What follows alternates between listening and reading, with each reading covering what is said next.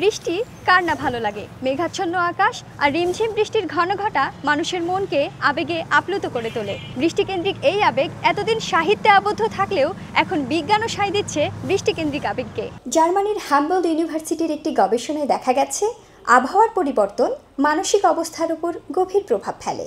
বিশেষ করে বৃষ্টির দিনগুলোতে মস্তিষ্কে সেরোটোনিনের মাত্রা কমে যেতে পারে, যার ফলে মন মেজাজের অবনতি হতে পারে। তবে বৃষ্টির শব্দ কিছু মানুষের ক্ষেত্রে মানসিক চাপ কমাতে সহায়তা করে।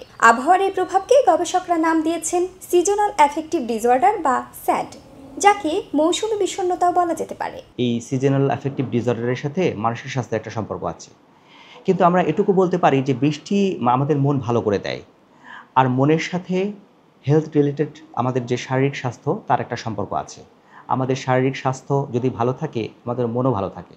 সেই অর্থে বৃষ্টি আমাদের জন্য একটা পজিটিভ একটা বার্তা বয়ে নিয়ে আসে।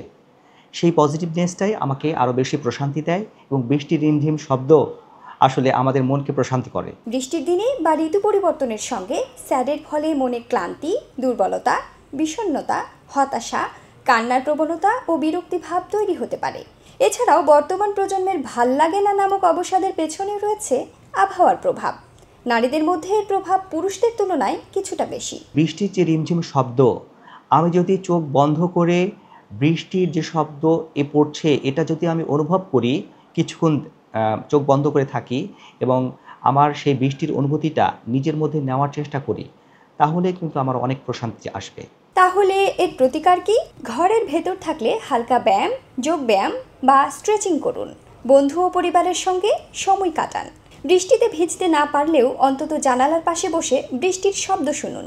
ওমেগা-3 সমৃদ্ধ খাবার যেমন স্যামন মাছ, আখরোট, ডিম ও মাশরুম খেতে পারেন। প্রয়োজনে মনোরোগ বিশেষজ্ঞের পরামর্শ অনুযায়ী ওষুধ, লাইট থেরাপি বা সাইকোথেরাপিও নিতে পারেন। কারণ আবহাওয়ার পরিবর্তনের ফলে যে বিষণ্ণতা তৈরি হয় তা কখনো কখনো আত্মহত্যার দিকেও ঠেলে দেয়। বৃষ্টি শুধু মানসিক স্বাস্থ্যের উপর প্রভাব ফেলে তা নয়, প্রকৃতির সৌন্দর্যও বাড়ায়। সক্রিয়তা, সচেতনতা এবং প্রয়োজনীয় ব্যবস্থা নিলে এই বৃষ্টিই হতে পারে আপনার প্রফুল্লতার উৎস। তাসনিয়া খানম, স্কাই বাংলা, রাজশাহী।